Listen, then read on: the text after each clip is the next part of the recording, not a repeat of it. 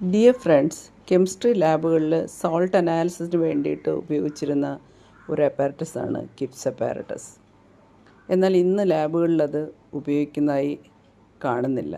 കാരണം അതിൻ്റെ മെയിൻ്റനൻസും ഉപയോഗവും ഒക്കെ വളരെ ബുദ്ധിമുട്ടായി പുതിയ തലമുറയ്ക്ക്.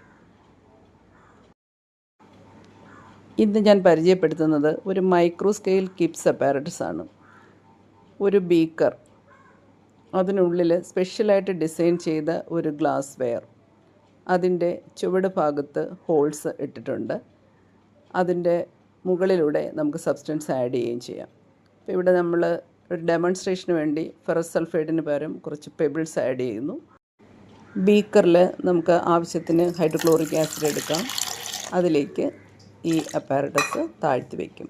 സോ HCl ഹോളിലൂടെ കടന്നു വന്നിട്ട് ഫെറസ് സൾഫൈഡുമായിട്ട് റിയാക്ട് ചെയ്തിട്ട് ഹൈഡ്രജൻ സൾഫൈഡ് ഗ്യാസ് ജനറേറ്റ് ചെയ്യും. ഈ ഹൈഡ്രജൻ സൾഫൈഡ് ഗ്യാസിനെ നമുക്ക് സൈഡ് ട്യൂബ് വഴി നമുക്ക് ആവശ്യമുള്ള ടെസ്റ്റ് ട്യൂബിലേക്ക് കളക്ട് ചെയ്യാം. അങ്ങനെ ടെസ്റ്റ് ചെയ്യാം. റിയാക്ഷൻ കഴിഞ്ഞാൽ ഇതിനെ മാറ്റി വയ്ക്കാം.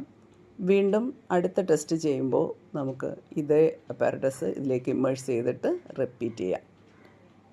ഇത് സൗകര്യമായിട്ട് നിങ്ങൾക്ക് തോന്നുന്നുണ്ടോ? നിങ്ങളുടെ കമൻറ്റ് അറിയിക്കണം.